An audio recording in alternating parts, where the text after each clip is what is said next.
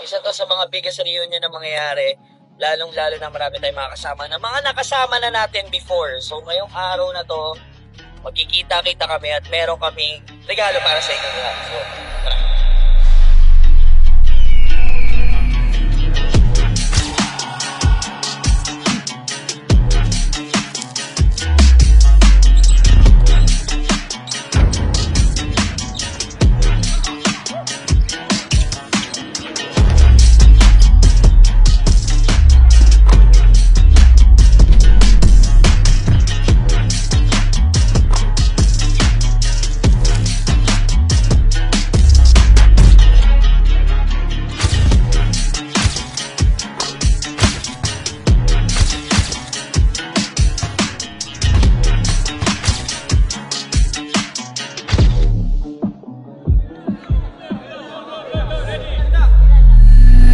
Kuya, baka naman pwede ako dyan sa grupo nyo.